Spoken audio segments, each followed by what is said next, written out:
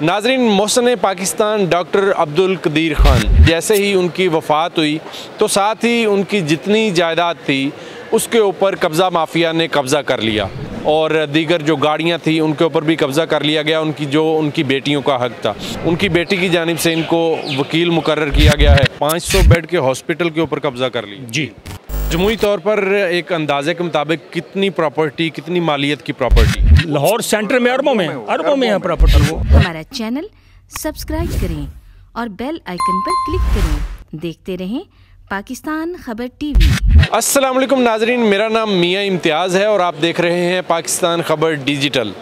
नाजरीन, मोहसिन पाकिस्तान डॉक्टर अब्दुल कदीर ख़ान जिन्होंने पाकिस्तान के लिए वो खिदमात अंजाम दी जो आज तक कोई नहीं दे सका, पाकिस्तान को एटमी पावर बनाया और बहुत सारी खिदमात। लेकिन एक अफसोसनाक सूरत हाल ये पैदा हुई कि जैसे ही उनकी वफ़ात हुई तो साथ ही उनकी जितनी जायदाद थी उसके ऊपर कब्ज़ा माफिया ने कब्ज़ा कर लिया, जो कि कुछ ऐसी प्रॉपर्टी थी जो पाकिस्तान के लोगों के लिए थी, यानी वो प्रॉपर्टी जो वक्फ थी या जैसे कि अस्पताल हैं उनके ऊपर भी कब्ज़ा कर लिया और दीगर जो गाड़ियाँ थी उनके ऊपर भी कब्ज़ा कर लिया गया। उनकी बेटियों का हक़ था। मेरे साथ वकील साहब मौजूद हैं, इनसे बात करते हैं जो इस केस को लेकर चल रहे हैं। उनकी बेटी की जानिब से इनको वकील मुकर्रर किया गया है। सर, बहुत शुक्रिया, आपने वक्त दिया। बताइए, ये डॉक्टर अब्दुल कदीर ख़ान ने पाकिस्तान के लिए बहुत कुछ किया, तो पाकिस्तानियों ने क्या किया? शुक्रिया जनाब। सबसे पहले तो मैं ये गुजारिश करूँगा कि जिस तरह आपको पता है कि माशाल्लाह डॉक्टर साहब ने जो मुल्क को एटमी कुव्वत बनाया, जो तो उनकी खिदमात है नाकाबिल फरामोश। लेकिन इसके साथ साथ डॉक्टर साहब ने एजुकेशन में, हेल्थ में कौम के लिए खिदमात सर अंजाम देने के लिए बहुत से प्रोजेक्ट शुरू किए थे। उनमें से एक यहाँ पे डॉक्टर एकू खान हॉस्पिटल ट्रस्ट लाहौर में भी डॉक्टर साहब ने इस्टेब्लिश किया था 2013 में।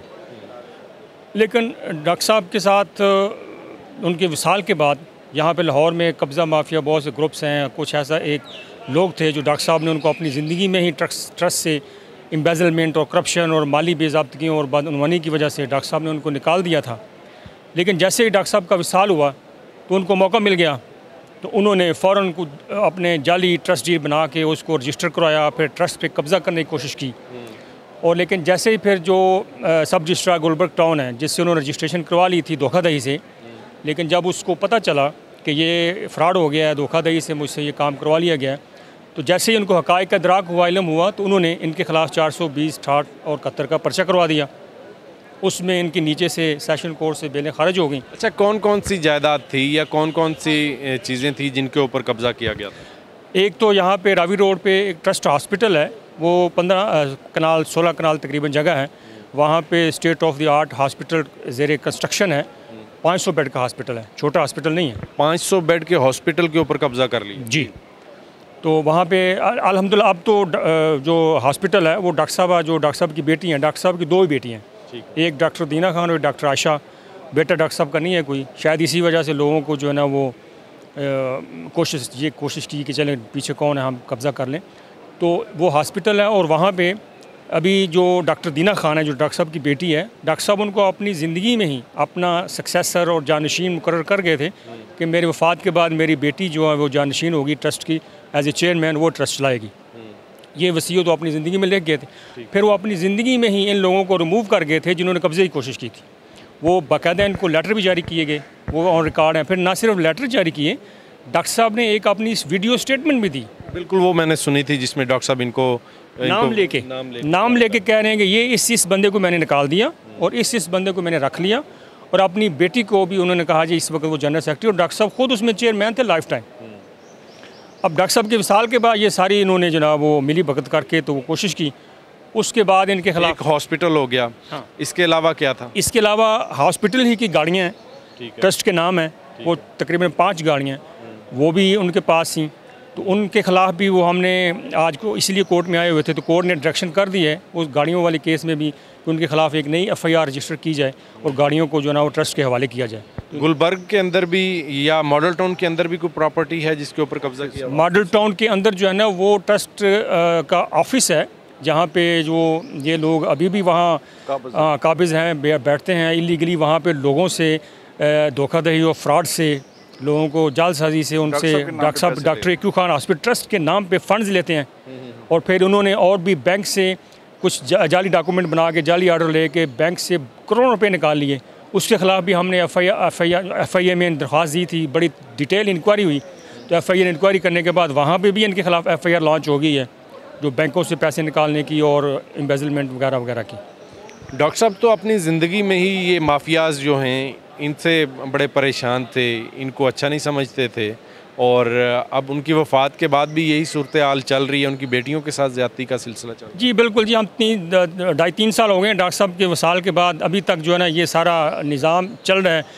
उनकी बेटियों के ख़िलाफ़ इन्होंने FIR करने तक की कोशिश की है। अच्छा। यानी कि हम जो लोग डॉक्टर साहब के इस वक्त डॉक्टर साहबा की बेटी के साथ खड़े हैं, एक फ़ाइट कर रहे हैं, एक जिहाद समझे कि हक़ के लिए, और डॉक्टर साहब की जो है ना वो वेलफेयर ट्रस्ट को बचाने के लिए, वो पब्लिक के लिए, कौम, जो डॉक्टर साहब की ज़ाती प्रॉपर्टी थोड़ी है, वो कौम की खिदमत के लिए है, तो उसके लिए हम लगे। हमारे ख़िलाफ़ इन्होंने FIR करवाने की कोशिश की, कई हमारे ख़िलाफ़ दरख्वास्तें दी, FIR हो गई। डॉक्टर दीना खान के ख़िलाफ़ इन्होंने बाकायदा दरख्वास्त दी, फिर 22 में गए, कराने की कोशिश की, लेकिन बहरहाल उसमें कामयाब ना हो सके, और इस तरह उनको भी इन्होंने इस तरह तंग किया हुआ है। और लेकिन बहरहाल हम लगे हुए हैं, इंशाल्लाह हमें उम्मीद है। मजमूई तौर पर एक अंदाजे के मुताबिक कितनी प्रॉपर्टी, कितनी मालियत की प्रॉपर्टी है? ये जो ट्रस्ट हॉस्पिटल है, ये बेसिकली तो अवैक्यू ट्रस्ट की प्रॉपर्टी है, जो मतरूका वक्फ अमलाक है ना, गवर्नमेंट, फेडरल गवर्नमेंट का इदारा है, उससे डॉक्टर साहब ने लीज़ पे ली हुई थी। तो ये 17 में फिर लीज़ दोबारा उसको पेमेंट रिन्यू हुई थी, दोबारा पेमेंट्स हुई थी, तो अभी तक वो प्रॉपर्टी लीज़ पे ही है। वैसे मालियत मालूम अगर करना चाहें तो वो कितनी होगी मार्केट वैल्यू? वो देखो ना, लाहौर सेंटर में अरबों में है प्रॉपर्टी, वो सेंटर में है, लाहौर के सेंटर में है, वो बिल्कुल मीनार पाकिस्तान के करीब है। फिर प्रॉपर्टी के अलावा जो इस वक्त 7 मंजिला वहाँ बिल्डिंग खड़ी है, वो करोड़ों मालियत की है। अभी उसमें काम हो रहा है, अभी तकमील नहीं हुई, बाकायदा उसने 15 में मुकम्मल होना था। तो इन्होंने वो जो ज़ाहिर बात है डॉक्टर साहब के साथ लगे हुए थे ये इसी चक्कर खाने पीने में, तो उन्होंने उसको कंप्लीट नहीं किया था कि कंप्लीट होगी तो फिर इनका बहुत ज़्यादा इन्होंने वहाँ पे मामला जो है ना वो खुर्द बुर्द की है। तो क्या कानूनी कार्रवाई क्या हुई है? अमजद शाह साहब मेरे साथ मौजूद हैं, इनसे बात कर लेते हैं। शाह साहब, क्या कानूनी कार्रवाई क्या हुई है अभी तक? क्या आपको कोई इंसाफ मिल सका? देखिए, इंशाल्लाह अदालतों के चूँकि निज़ाम ऐसा है कि हमें थोड़ा टाइम लगता है, इसमें आपको अदालत को साबित करना पड़ता है। अगर आप कोर्ट में जाते हैं, कभी एक बंदा चोर है, एक बंदा डाकू है, वो उस डाकू को नहीं पूछते भी तू डाकू, तो पैसा कहाँ से कमाया, वो कहते हैं तुमने पर्चे के लिए तुम आए हो ना, तुम बताओ कि तुम उस पर साबित करो। तो इसलिए अदालत का जो मामला है हमारे उसमें टाइम लगेगा, लेकिन इंशाअल्लाह ताला हमें बड़ी अल्लाह ताला के घर से उम्मीद है कि उनको इंसाफ मिलेगा।